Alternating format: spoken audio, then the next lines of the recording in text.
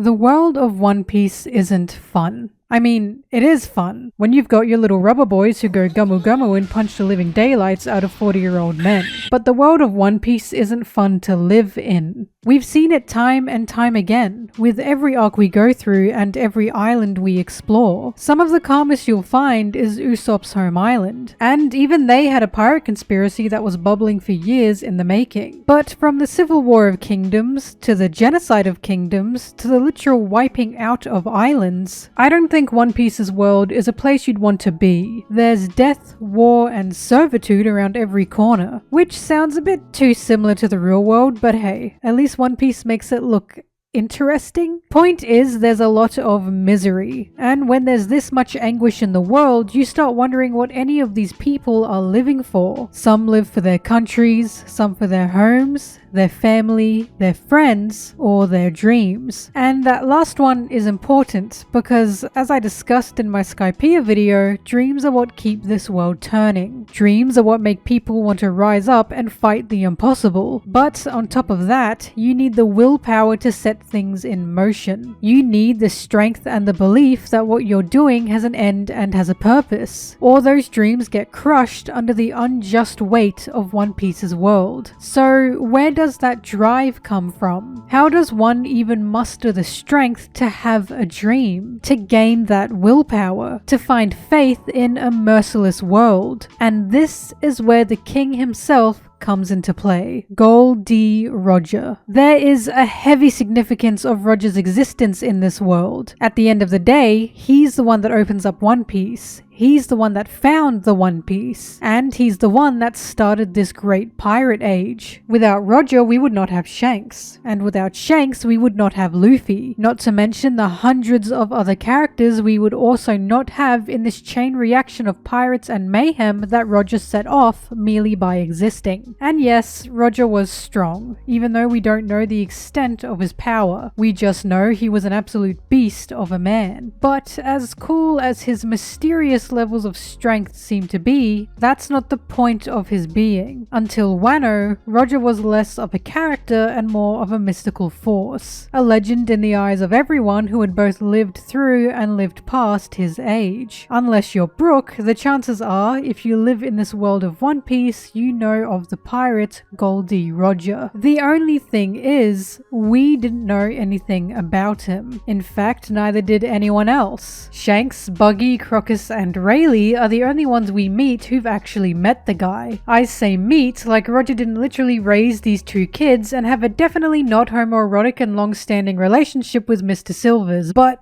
you know, whatever. Now that I think about it, Shanks never told Luffy he was on Roger's crew, which is odd. You'd think with a kid as pirate crazy as Luffy, Shanks would have said something. What are you planning? What does he know? Anyways, Roger was shrouded in a cloud of mystery. We have no idea what kind of guy Roger was. I mean, from the looks of his execution close-up, and from the evil pirate stereotype I think a lot of us have, with the showing of so-called evil pirates that are presented in this series certainly not helping that claim, it was fair to assume maybe Roger wasn't a good guy. Actually, it was pretty genius for us to only know as much as the common One Piece citizen would know about Roger. The Marines quite definitively labeled Roger as evil, and from Ace's backstory, we see Roger wasn't exactly well received by the normal person either. Roger was apparently so evil that his offspring couldn't be allowed to dare exist, had anyone ever found them, which unfortunately they did.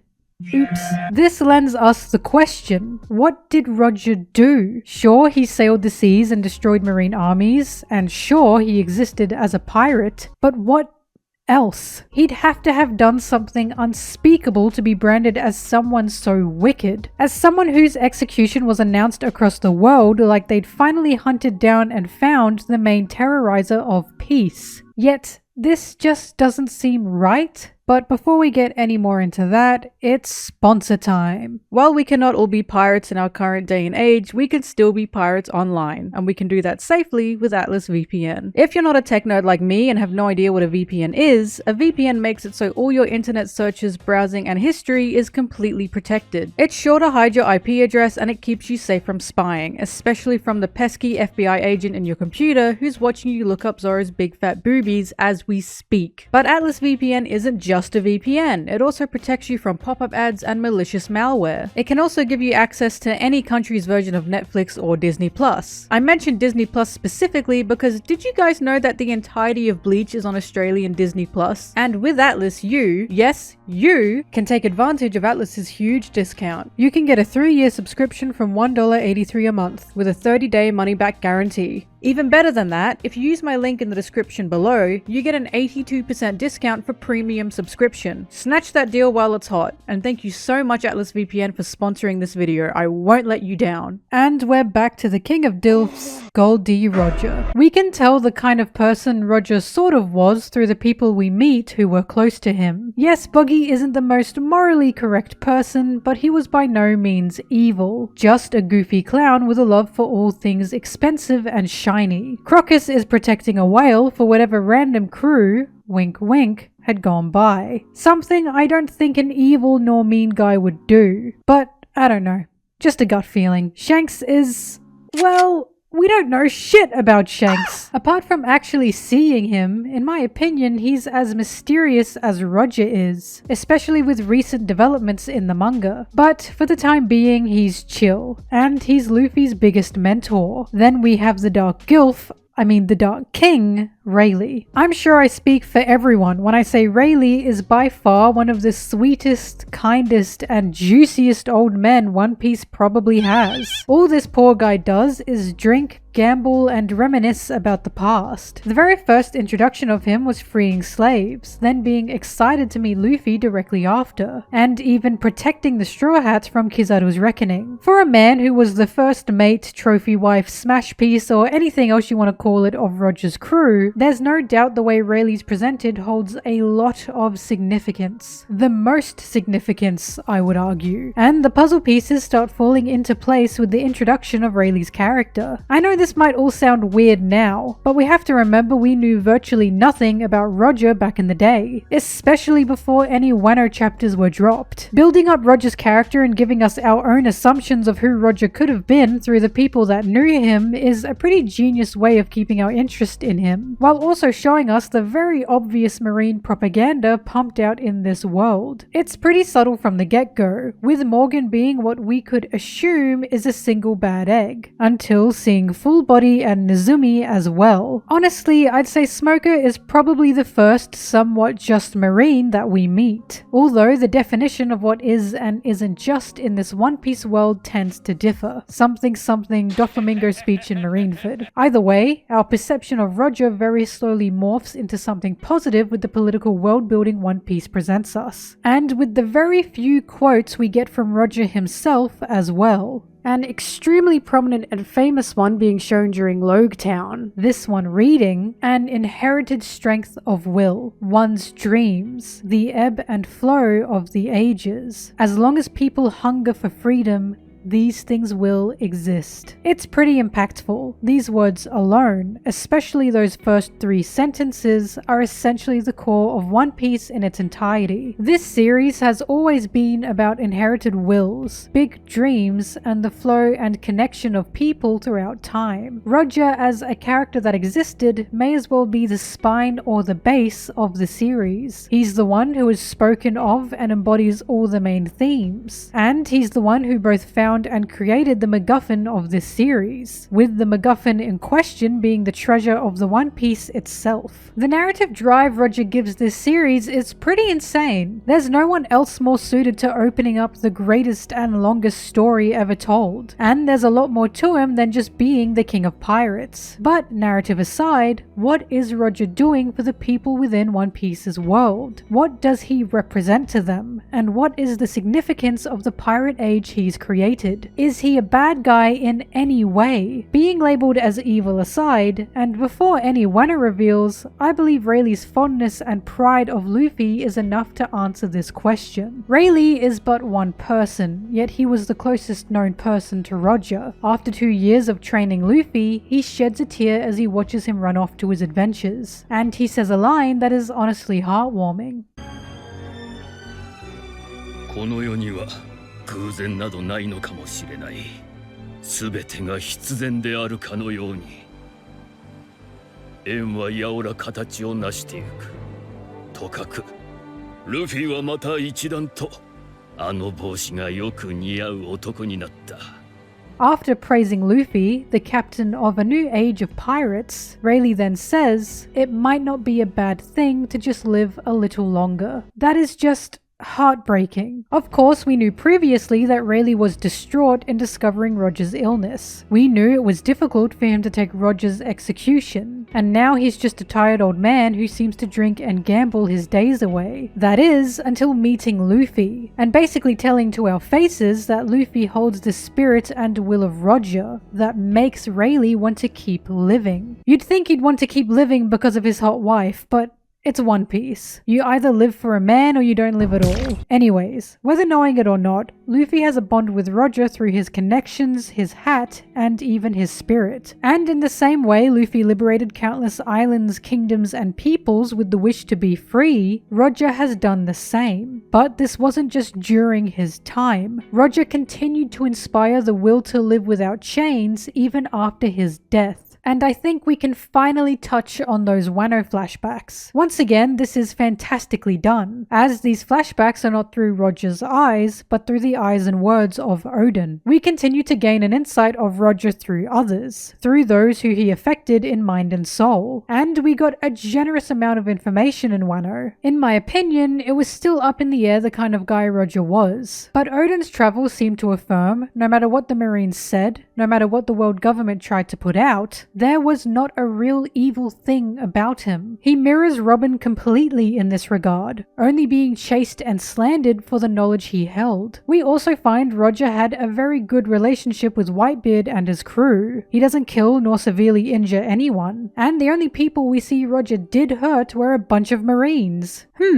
Interesting. Suddenly I'm starting to see why the Marines had such a vendetta against this man. After this, there is a really small line in the Oden flashback that tells us a lot for how tiny it is, in which a member of Roger's crew tells Oden, "Don't attack civilians, the captain's gonna kill you." Somehow, I don't think anyone who is truly evil would make it a rule to not steal from nor attack civilians. For someone who is the king of pirates, this is a pretty merciful deed, and it seems Roger's goodwill has been lost in time with the twisting of his name and reputation by powerful forces, such as the world government. We learn Roger wasn't even aiming to be the pirate king. It was a title given to him by the world government, simultaneously hiding his true name in the process by calling him Gold Roger. Overall, all this flashback shows us is Roger was just a guy. Yes, he was strong, and yes, he'd sailed to unknown lands, but he was essentially just living his life. And that was the crime. The government hated that. It's not because Roger was causing chaos, nor because he was violent in any way towards the common person, but because he was just existing as he wanted to. They hated they couldn't pin this one man down to the pressures of the government's laws. They hated he held no fear for the punishment he'd receive if he ventured for forbidden knowledge. And that's what Roger set in motion. Gol D Roger did not start the Age of Pirates. Well, he did literally, but metaphorically, what he started was the age of freedom. And what does freedom entail? It entails people yearning for it, standing up for it, and uprising for it. It entails a pursuit of knowledge, of one being able to see their chains, and no longer bending to the wills of the mighty. It may sound obvious, but Roger embodied complete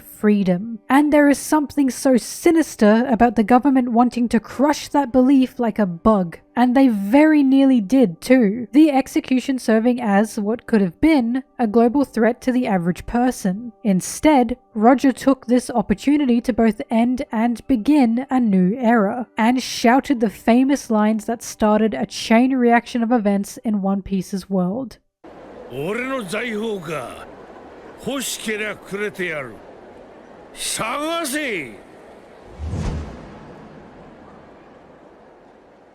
この世のすべてをそこに置いてきた We even see Roger's influence firsthand with characters like Dr. Hideluck, his love for pirates and Roger inspiring him to free his country by dedicating his life to medical research and sacrificing himself in front of Wapol. Because of Roger, the inspiration of freedom has arisen, and authorities beginning to be questioned and fought against time and time again. You'd think the world government would realize the mistake they made in having a public execution for Roger, but nope. Instead, they do it again with Roger's son, who we all know as Portgas D. Ace, in hopes they can finally crush this pirate age and get a sense of obedience back. Ace's execution was to be presented as, once again, a threat, as well as bait for the Whitebeard pirates. The Marines understood it could start a war, very willing to sacrifice hundreds of lives for such an idea, in hopes of spreading the message that not a single person could escape authority, that killing Ace, being Roger's son, would squash that last bit of hope that people were clinging to. After all, we know the pirate age, this age of freedom, this age of dreams, was dwindling. Bellamy is a fine example of that, telling Luffy his dreams were childish and nonsensical, that dreams are to be left behind, and only the stupidest of people are holding on to them in the current day. And with how dark of a world One Piece is, we see it everywhere. Sanji had a fading belief in the All Blue until Luffy came along. Robin herself had given up on her dreams. Frankie had near given up on building a ship to sail the world. Brook had lost hope in his wish to see Laboon again. And these are only the Straw Hats. Dare I even mention the slave trade in Sabodi? The world was becoming something desolate of will, where pirates were only existing to plunder and not to find freedom on the seas. That is, until Whitebeard makes the ultimate sacrifice, and, just like Roger, begins a new age with his final words. One Piece は実在する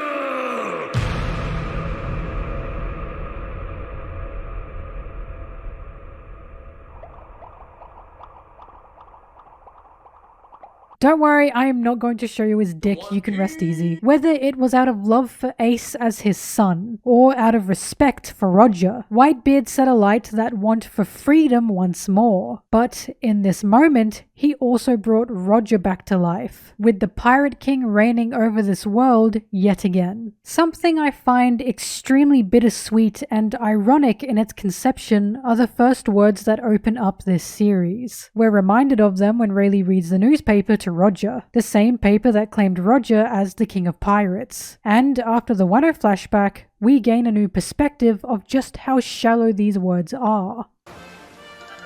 富、名声、力、すべてを手に入れた男、海賊王、ゴールド・ロジャー。ゴール D ロジャーだ。 Wealth, fame, power. The man who achieved it all. At the beginning of the series, these words, this claim, sounds pretty magnificent. Wealth, fame, and power seem like everything a person can have. Who wouldn't desire such things? But with Roger's illness, with the limited span he had on his life, we know he didn't have it all. What is the use of wealth, fame, and power if you don't have your health? What can a man with a ridiculous amount of money, with millions of people saying his name, with so-called power in this authoritarian world, hope to gain upon achieving it with only weeks left to live? Roger didn't want wealth. He didn't desire fame nor power. But as someone with a very limited time span, he craved freedom. He had nothing to lose by living a life he desired. He had nothing to live for anyways, so he may as well risk it by sailing the world. The idea of wealth, fame, and power is a very world government one, a very celestial dragon one especially. Yet ironically, with how the celestial dragons seem to be searching for the secret to immortality, Roger achieved it. He didn't achieve it literally, but metaphorically, by becoming a legend. Roger may not exist physically, he's very much buried in the ground, and yet we see him everywhere. We see him in this booming age of pirates. We see him in every uprising of a people and a nation. And we see him in Luffy. Roger is liberation. He is freedom. And his quote of freedom only makes this more impactful. As long as people hunger for freedom, these things will exist. Because as long as people hunger for freedom, Roger will forever exist. His words, his will, and his spirit is the turning point of this world. He made the government tremble. He made the average person revolt. And he made the earth shake. So circling back, what did Roger do? He did something no average person dared to do. He dreamed, he achieved, and he lived. With those three things, he pushed for those like Luffy to aim for a goal as grand as the Pirate King, with every person Luffy meets gaining that hunger for freedom like never before. Roger's existence, the center of it all. Those final words he said to Rayleigh, truly sensational and magnificent in their meaning.